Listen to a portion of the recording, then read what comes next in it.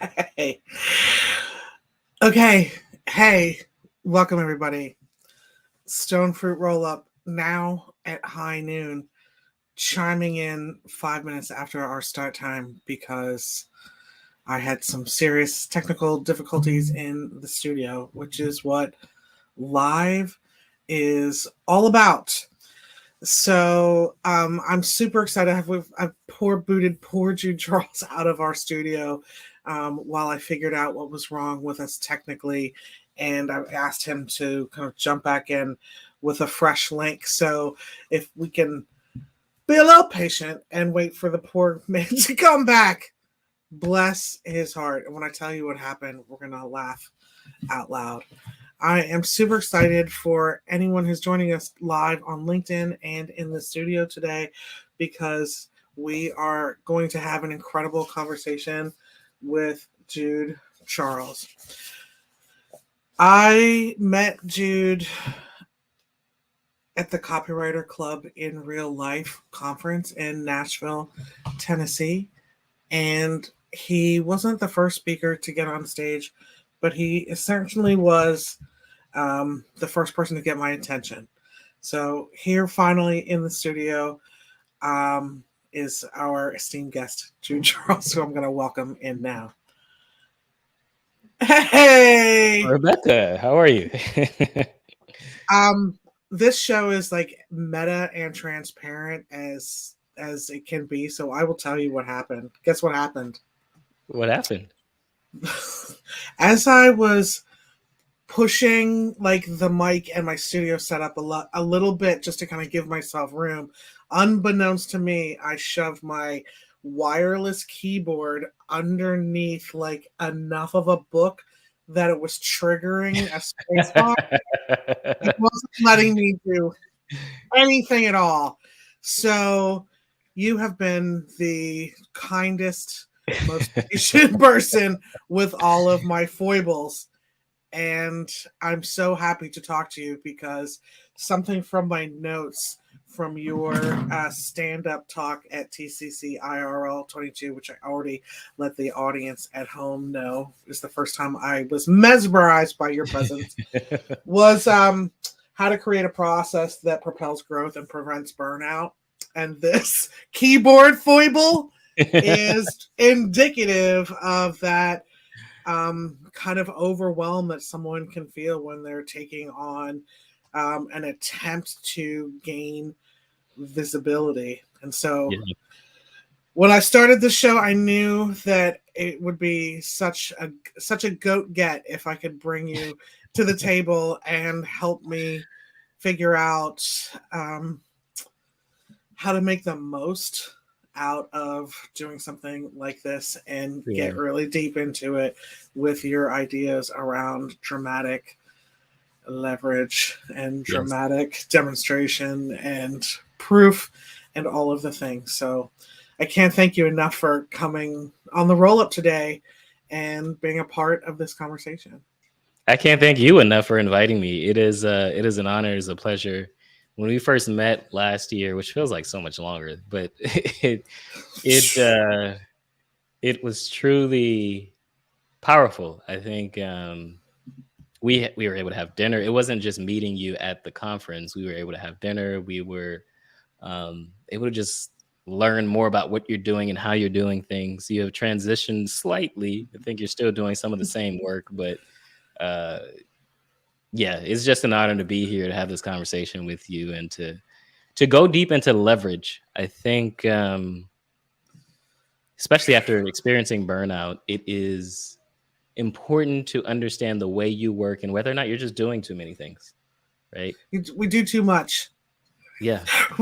We play too much. For anybody who hasn't heard your story about burnout, it's so profound to have someone actually say the quiet part out loud.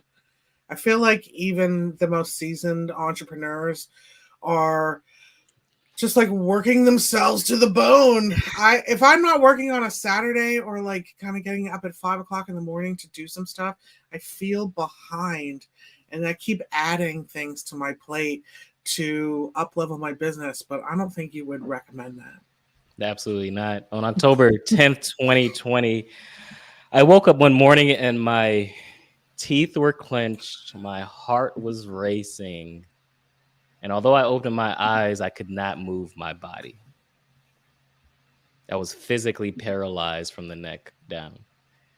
This lasted for about 2 hours, and when I was finally able to get out of bed, I ended up calling my therapist because I had been seeing a therapist at this time, and I understood that this was very mental and not just physical.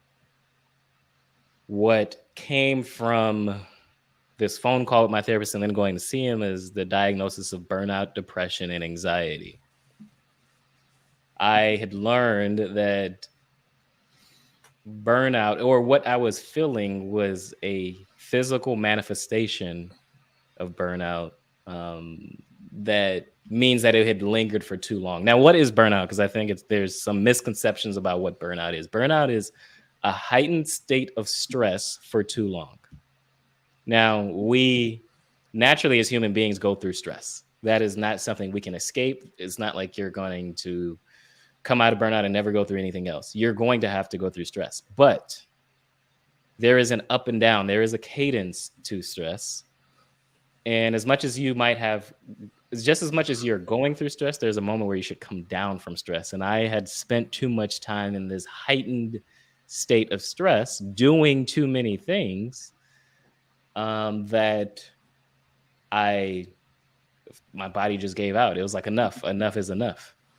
And so that is the moment that I realized it. And there were these other small moments that happened afterward that helped me rebuild my identity. My identity was tied to my work. Right? I had to learn how to unravel that in order to rebuild. I think that right there is the $10,000 the 10th, I don't know, the $24,000 the big aha moment is when your identity is tied so closely to your work. You say something like so profound in dramatic demonstration when you're talking about a unique mechanism, which I'd love to hear more about, because frameworks are such a hot topic right now. When that is not, when your uniqueness is not about your framework or your process, but about who you are as a person. Yeah. So if that's true, how did you extract yourself from, like, my work is my worth, and step into you are the thing that's valuable, which is another profound thing that you said at TCCR IRL, which was you are the value, not the work. I'm rambling and should definitely turn the mic over to you. Here's the thing. It took a lot of work. It didn't happen overnight. I went to the grocery store, and I never imagined that going to the grocery store would mean having to be called upon to save someone's life. I went to the grocery store, and as I got out of the car, walking to the front door of this grocery store, I hear a loud bang to my left. And when I look over, I really couldn't believe my eyes that there was a white Tesla car sitting on top of another car. I've seen these pictures, dude. It's bananas. It is not a misstatement. It is one car sitting on top of another car. I run over. There are these two guys standing there. They were already outside, but they're standing there in shock.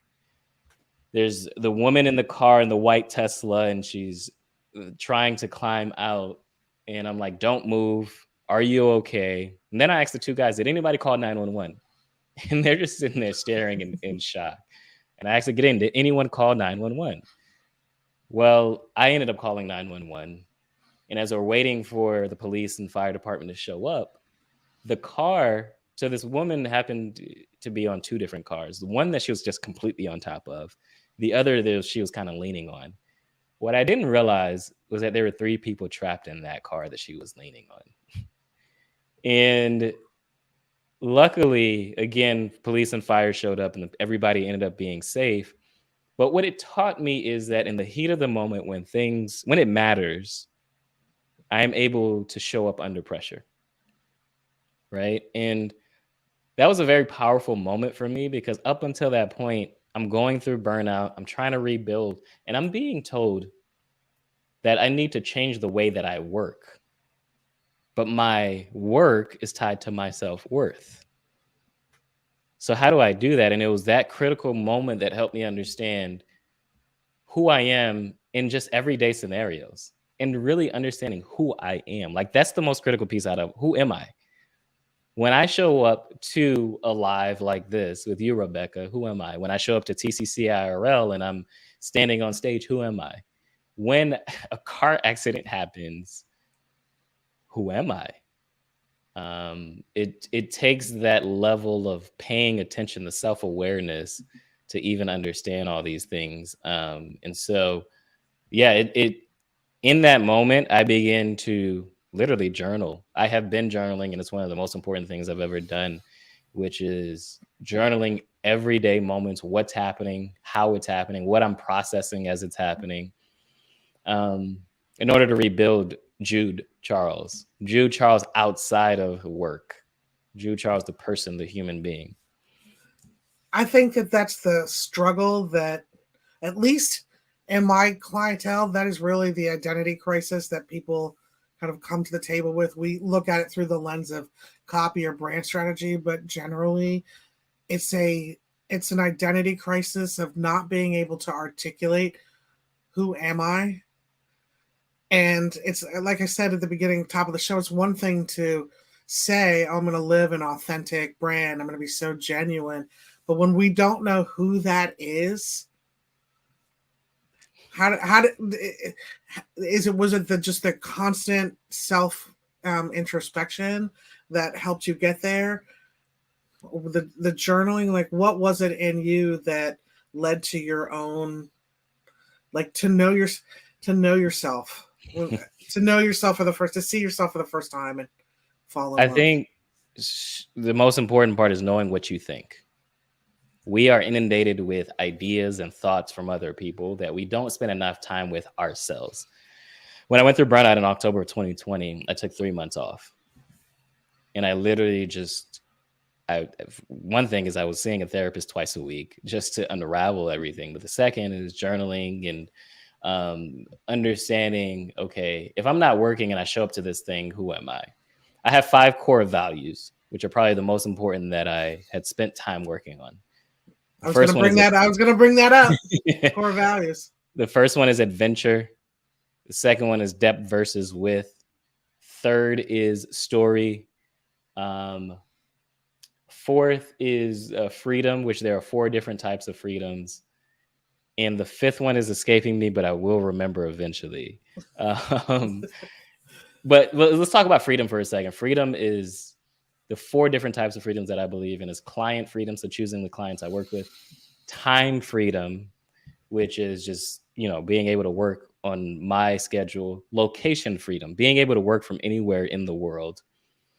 And then financial freedom.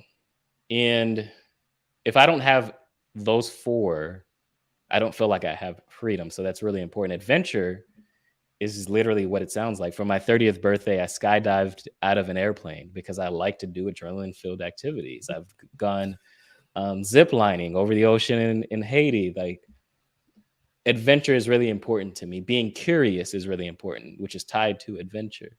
Storytelling is obvious, but there's also a critical piece in storytelling. The most important story that you tell is the story you tell yourself. Man. And then that's deep. And then there's depth versus width, which in every interaction, within the first 10 minutes of us having this conversation, you can tell that I'm a very deep person. To me, depth is the most important part to life. And until we can go 3 levels deep, it's not just the surface level. Until we can go 3 levels deep, even the dinner that we had, the conversations that we were having were deep.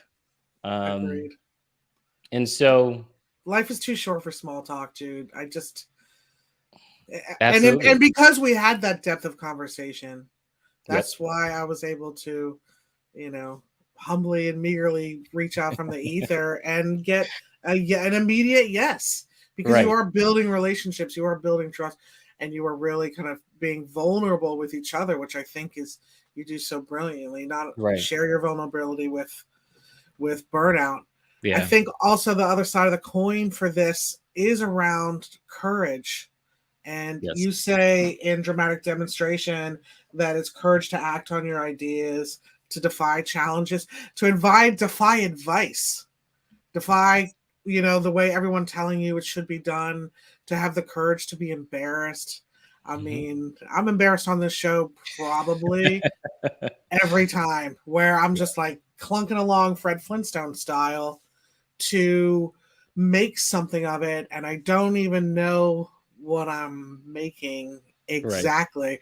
I'm in such an experimentation phase with it, but it does require, like, you gotta. It's not for the faint of heart. Let's say that. Not at all. And I remember the fifth one, which is the fifth core value, which is relentless, which is tied to courage.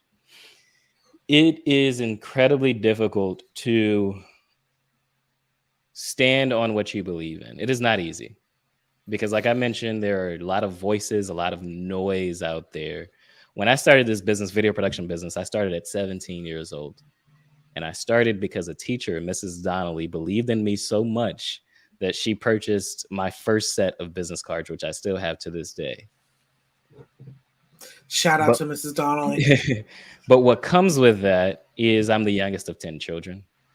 My parents are immigrant. Let's not forget that grit factory.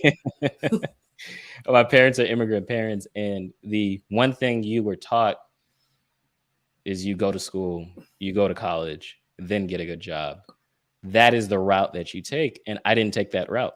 How'd that And go no over? one and it didn't go over well, and no one believed that this video production thing that I was starting was more than just a hobby. But it takes courage to keep going. It takes courage to have your car being repossessed for the second time in 8 months, and a client calls you to tell you she's made $1 million while you're struggling to make $20,000,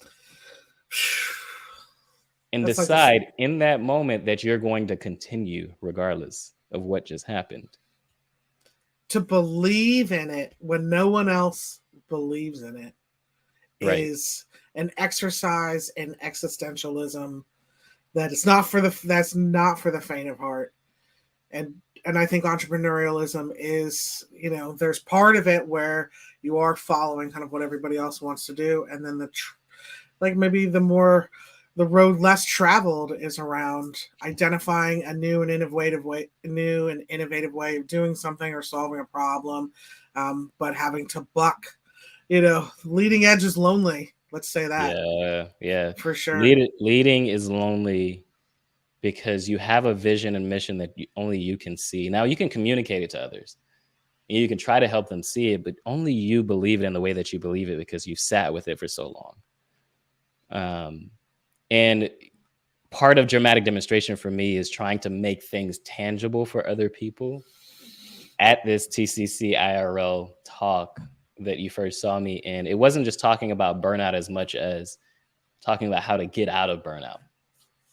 Because it In wasn't a sustainable way, though. Like, how do right. you create? Okay, you were playing before making cupcakes, but now we're going to make a wedding cake, but we're going to do it smarter and and differently, and that wedding cake isn't going to exhaust you. Right. That's Exactly. the moment that we want to get to.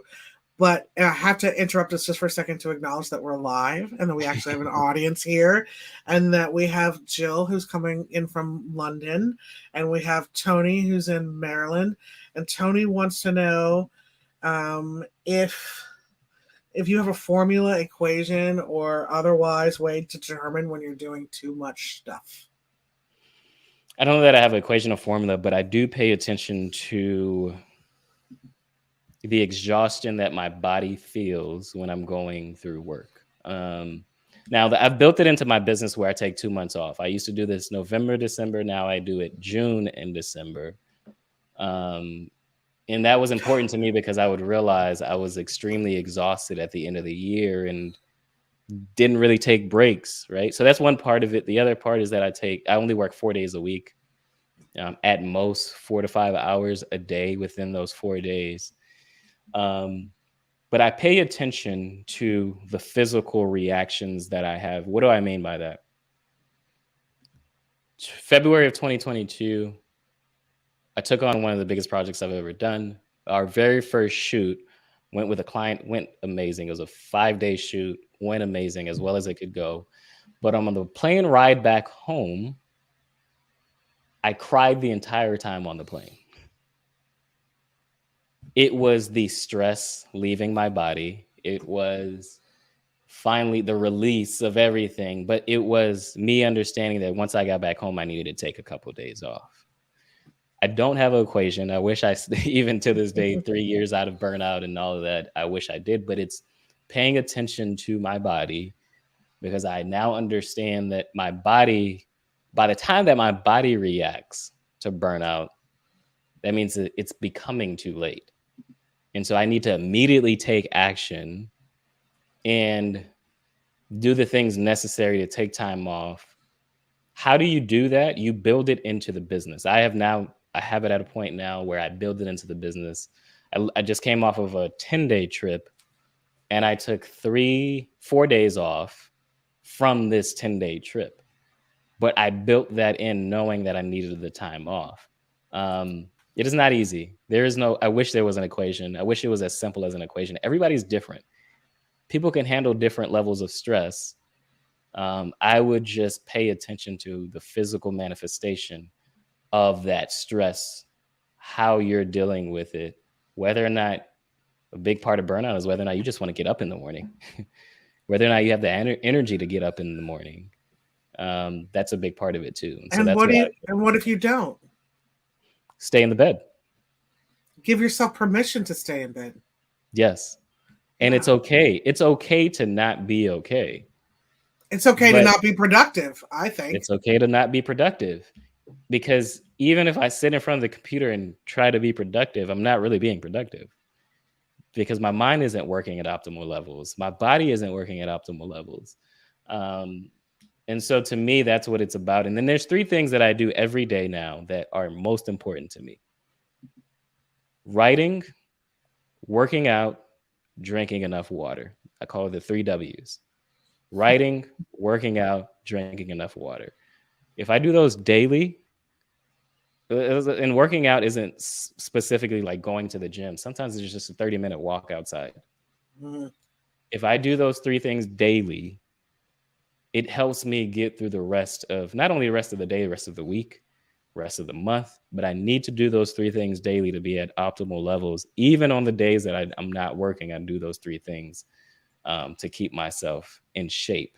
And in shape isn't just physical shape, it is the mental shape of all of that. I think you've also figured out how to transform how you work. So the first thing I'm hearing is like compassion and acknowledging the capacity we all have and what burnout will do to us.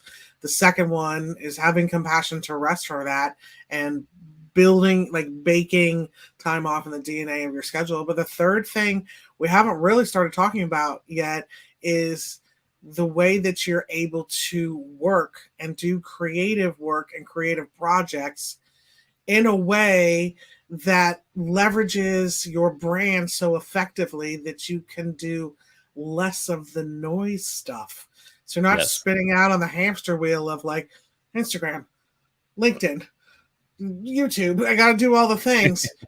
You have a formula of creating a connection with your audience through your medium. And you've kind of been doing it actually during this whole live of like behind the scenes and giving interior thoughts and telling stories of how, illustrating your core values. For those of us who feel like we're on the hamster wheel, know that like video storytelling is probably the medium, or maybe writing, or maybe straight up podcasting. How do you start thinking about producing this stuff in a way that isn't going to further exacerbate the burnout and also actually work? Because it's a lot of work. Yeah. There are 5 dramatic demonstrations. There's behind the scenes, live illustration, social proof, unique mechanism, and transformation. Behind the scenes. I'm sorry, Jude, I'm talking over you, but the transformation piece, I can't wait to get into it.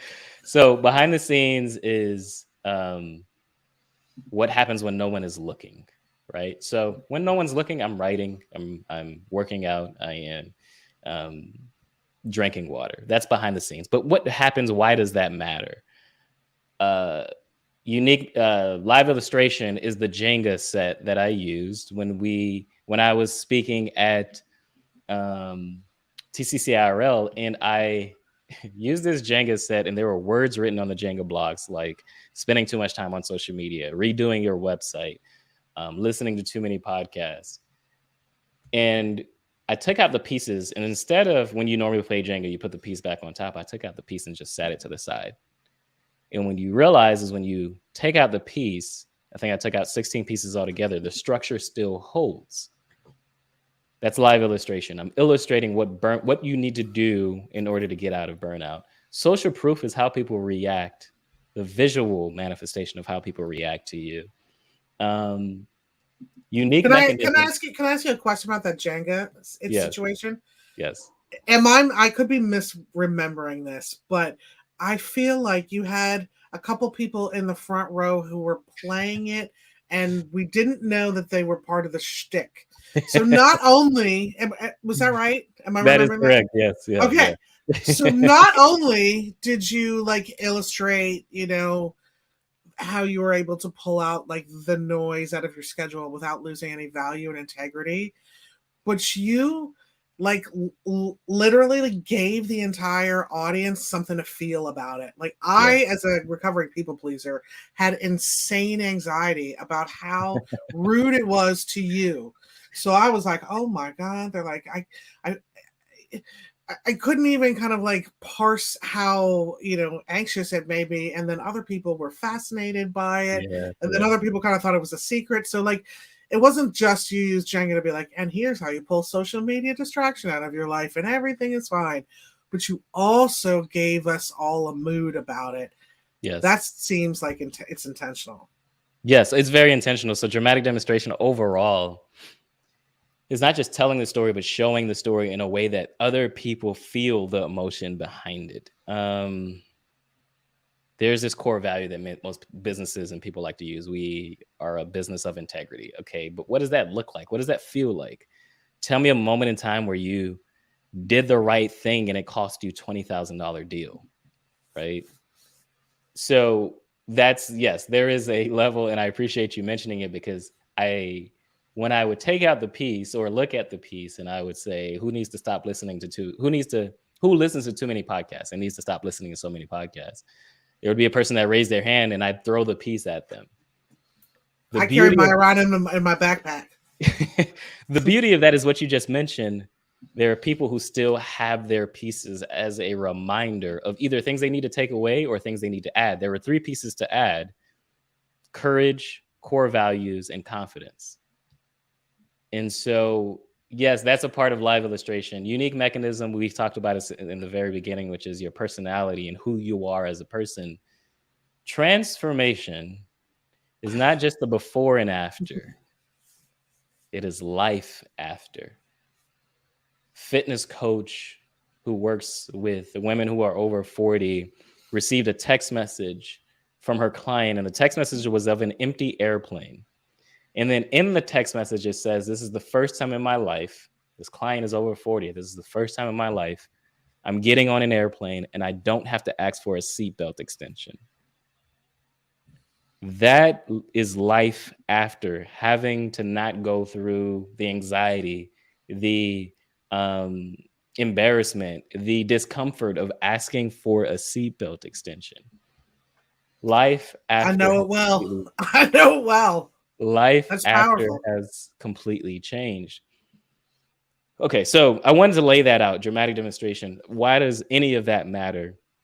I'm going to give you 2 very practical examples. I have at this point been on maybe 150 podcasts as a guest. You've been on a mission for podcasts. And I was ready, and because I believed in you so much, meeting you at that dinner, I was ready to Sherpa it with you. I was like, who can I get? Who can I get to really help you do it? Yeah. And it's because of the authenticity you carry with you and this like calmness and peace that people want to be enrolled in whatever it is you're doing, and I don't care what the project is. If I know someone, I'm going to make the connection, and Yeah, that's very, very powerful. and you made a lot of great connections. Now, to most people listening and watching this, it sounds exhausting to be on 150 podcasts. Now, the behind the scenes of that is I did not do them all at one time. I have laid it out where there were different seasons. So I'm up to my 9th season right now. But here's the part that's most critical. We talk about leverage. Before my first book came out, I had been on 50 different podcasts. So my first book is Dramatic Demonstration: How to Attract Premium Clients and with visual storytelling. How to attract premium clients and scale your business with visual storytelling. Now, the audiobook is not just me reading the book. I don't read the entire book. The audiobook has segments of podcasts that I've been on that also illustrate the points that I'm making in the book. I am leveraging this time that I've spent on podcasts, which most people, it'll just be a graphic on their Instagram to say, hey, I was on this podcast, or even an audiogram. I've taken it a step further to incorporate it in an audiobook that further illustrates the point and makes this experience, which is what dramatic demonstration is really all about, creating a different kind of experience for people so that they understand the concept in this book. It's very meta. I created a dramatic demonstration of dramatic demonstration. Oh, it's no doubt. Every single thing in here, like, oh, and as the example is exactly what I'm reading right now. Right. In a very powerful way. Yes. Yeah. So it is very meta. The point is you're working too hard. And there are ways to look at your business and look at, okay, I've done this, but how do I create more assets from the thing that I've already done? Not trying to do anything brand new, but what have I already done, and how do I create more assets from that compound over time that have led to where we are today? That's the word. That's such an interesting phrase, compound assets. I get it immediately. That's why, to me, live streaming is such an incredible vehicle to go with, because you have the live, which is exciting, and you get to talk to people in the comments. Jill wants to know the number of that coach that got the seatbelt extender. So you got that happening in the comments, and then we'll have a recorded video. Yes. So then we can share that. You can, embed it on your page. Yes. But also we could be infusing, snippets from this. We can strip out the audio and make, add it to a podcast. We can repurpose it. We can create a best of show. We can do a million different things. Yes. But that still requires some level of orchestration. Mm-hmm. And that can feel overwhelming. So how do you solve that problem, Jude? There's no easy solution. There is definitely required thought to making sure to execute this in a way that is powerful. But here's the most important piece. It saves you more time in the long run. We first met TCC-IRL last year, but I have been speaking at TCC-IRL for 5 years straight. And there is the very first time I spoke, which I think was in 2019 or 2018, that I wore a black cape. Now, by the time you and I met, that black cape had nothing to do with my speech or my talk, but people continued to ask for it. I totally remember seeing you in the audience, because it was like the first day, and I was like, is that guy wearing a cape? I had no idea who you were. I didn't know you were going to get up on stage. It was honestly my first big girl copywriter conference. So I was really new to it, but I was like, is that guy wearing a cape? And then I'll never forget it. Yeah. That is the point. You'll never forget it. It's a very small thing, but people remember it year after year. I did it once and it continues to work for me, but it took thought to even get to that point. The reason I wore the black cape, for people who have never seen who have never been to TCC-IRL, is because I was paying homage to David Ogilvy, back in the 60s used to wear this full-length black cape. He is a very well-known copywriter and advertiser, but he wore a full-length black cape to his meetings. And it was an illustration of what dramatic demonstration is. It helps you stand out from the crowd, right? And But it's not just for shtick's sake, though. it's Like, not. you know, we could be wearing like clown shoes and stand out from the crowd, but that doesn't mean that that our work's gonna like that people are gonna be like, I have to hire that lady. She wore clown shoes. Not at all. There's an intentionality around it. To your point of your core value of deeper versus what you know more depth and width. Yes, absolutely. And it takes time. So to answer your question, it takes time to come up with these ideas. It takes thought. But in doing so, in training your mind to see these dramatic demonstrations and training your mind to understand, okay, this is the real leverage I can get out of this. You work smarter, not harder. That's it right there. And that is not easy to do. This is why a lot of people don't do it. It's easier to just do. Because when you're doing things, it feels good, it feels new. So just do it. But if you slow down long enough to think about, okay, what am I really doing and why? One question I love that's very simple is why. And the more you ask it, sorry to talk over you, I apologize. No, you're okay. But the more you ask why, like, oh well, why? If you can get 5 whys, then you can get really deep. Absolutely. Why. And that is why I do what I do. Being on 150 podcasts is really all about my mission and purpose, to lead and empower entrepreneurs to have relentless courage. If I can continue to do that, even if there was no one watching this right now, we know there is. Like, thank you, Anthony. Thank you, Jill. Thank you, Tony.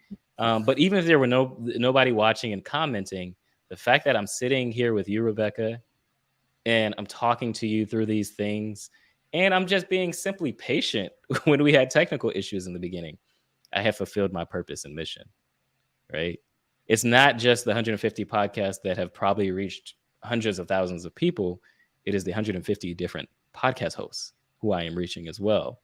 The leaders, the people who are assembling these audiences that I am instilling this courage, this relentless, unwavering courage to continue to do the work that they're doing as well. And so it takes thought. It takes time. It takes intention. None of this is easy, but it is worth it. And that is why I continue to do the work that I do. How did you decenter the desire for sales and to build your business from these efforts? That's what I'm hearing here, is it doesn't matter if no one's watching. It doesn't matter if no one listens. I show up for the podcast because that's the space that I'm holding with someone else. That's divesting yourself from like, will this get me clients? And kind of the future of business development, the hustle of it. How did you decentralize yourself from? That is a great question. I want to unpack that. I don't know is the answer. Like, the initial thought that I'm having is I don't know, other than I show up with purpose. It is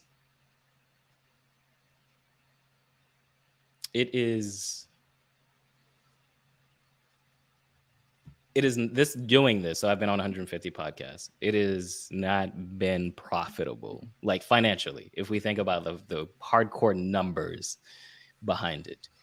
But it has been profitable personally and spiritually. And that creates a different level in how I show up. One thing I'm very clear about is that when clients are hiring me, they're not hiring me for video production or for even storytelling. Clients are hiring me to lead them through the process.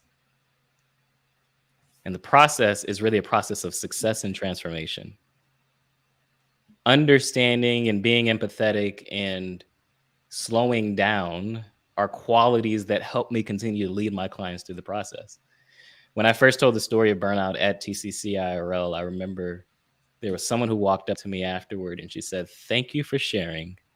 I had been going through something for a very long time and never understood what it really was until you shared."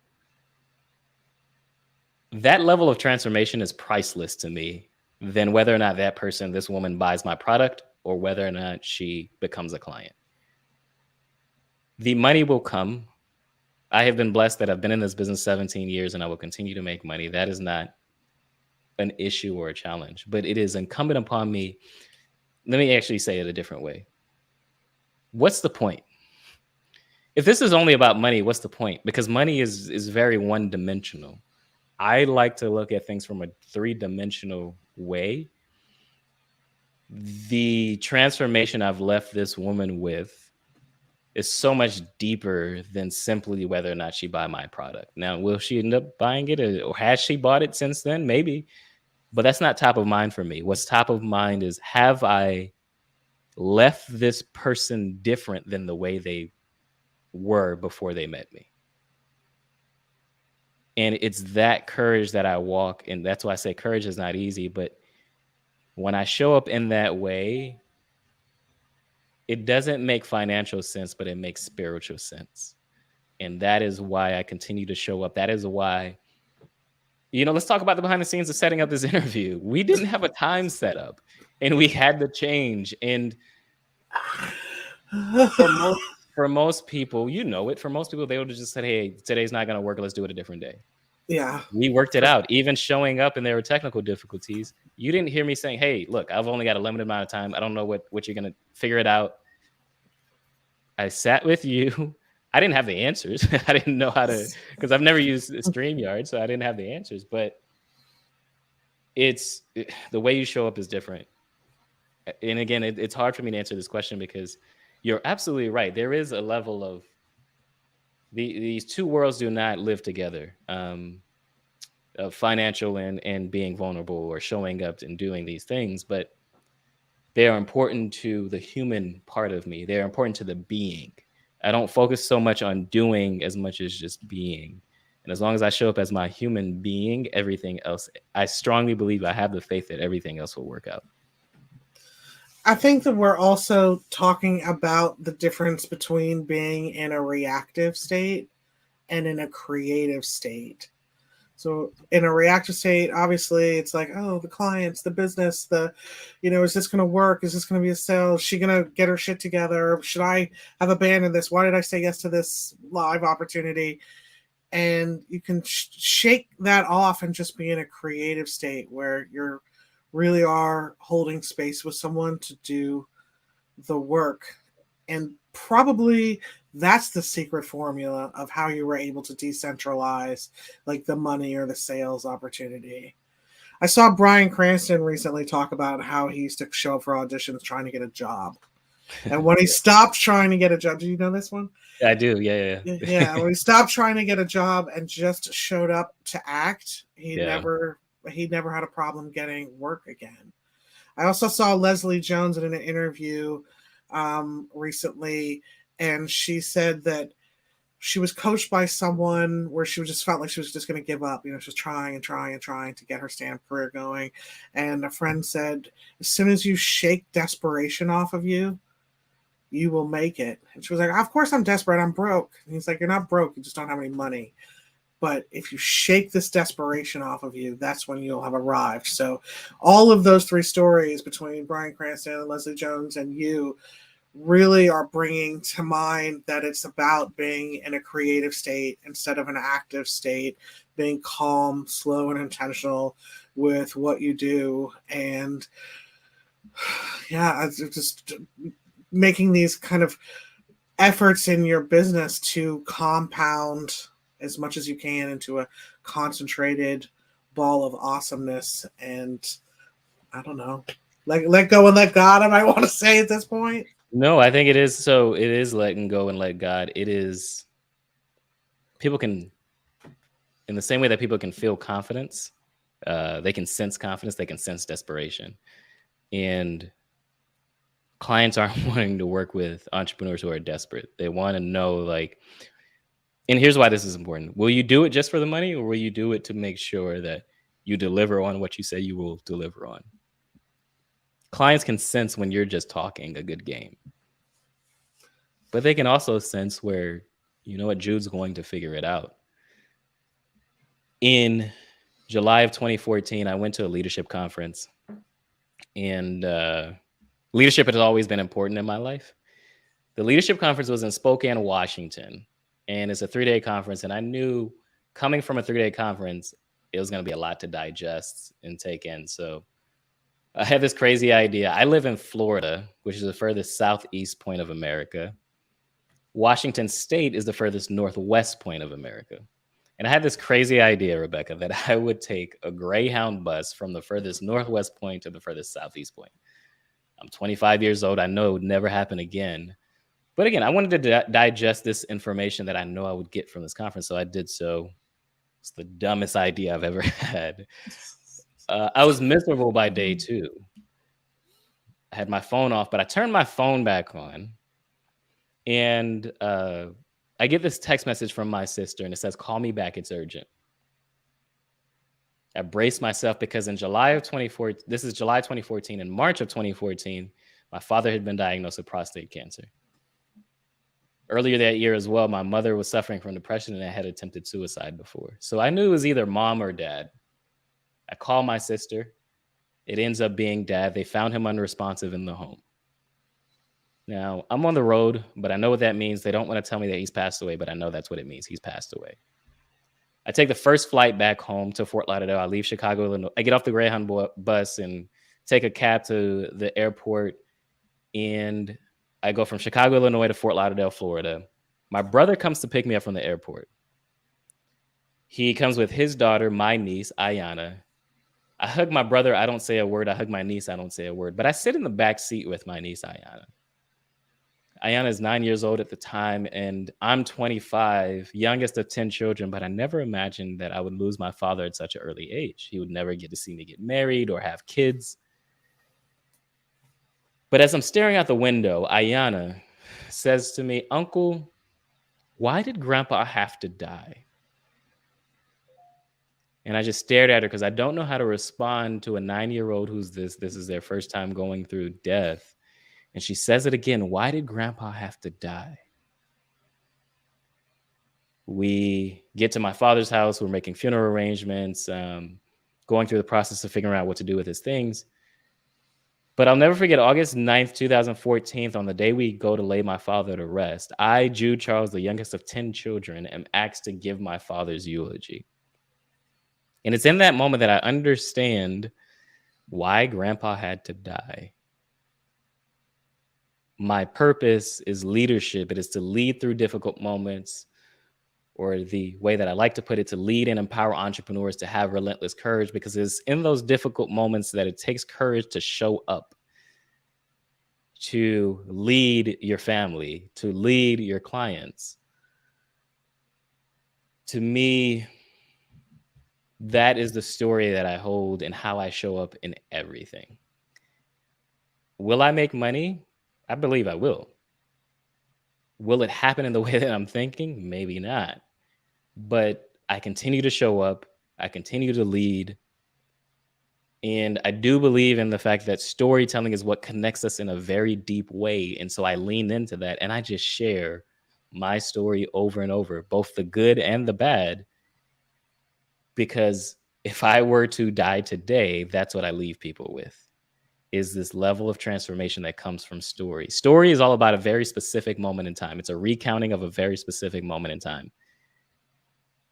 And then the lesson that you learn from that moment in time. The lesson is what you leave people with, but they remember the lesson because of the story, the journey that you took them through. And so that's what I lead with. I lead with story. I lead with purpose. And I trust, and I have seen over and over, we haven't talked the financials, but I run a business where it's 6 figures per project. So it's worked. It has worked. Right. That's awesome. And it's why I believe in it. It's why I believe in dramatic demonstration. It is my life's work. It is what I've been doing for the last 17 years in my own business and in my client's business, is continuing to tell stories and show the stories so that other people will believe and join us on this journey together. Well, one thing you said that I have in my little purple notebook from this talk was that you can fake that you care, but you can't fake how you show up for people. Show up for people is also one of my core values. Since we're on the core value kick, I wanted to share that with you. And you absolutely show up for people in crisis and in otherwise. Yeah. Tell the people at home where they can find you. Let's not assume that we only have 2 eyeballs on this live, and this is going to lead directly to some incredible opportunity for you. Tell the folks at home where they can find you. JudeCharles.co is where you can find me. That is where you can join the newsletter, Dramatic Leverage newsletter, where I talk about self-leadership, storytelling, mindset, specifically though the business of storytelling, and how do you show up in a way that completely transforms your business. Dramatic Leverage newsletter. Go to JudeCharles.co. You can find it there and join us on this journey. One more thing I want to mention: everything I do is very intentional. I remember, Rebecca, when we first met and you knew I was selling the book, you asked me, this is a premium book. Why are you selling it? Like, what's the pricing strategy behind it? There is a strategy behind everything that I do. It's very intentional. The newsletter is not just one where you get to put in your name and email and that's it. You have to apply and be accepted to join the newsletter. And so that's absolutely true. All those links are in the show notes, by the way, for your newsletter, for your Spotify audio experience, also your website. All of those things are in the show notes for people to access. Jude, what's one question I should have asked you but didn't? Ooh, that is a great question.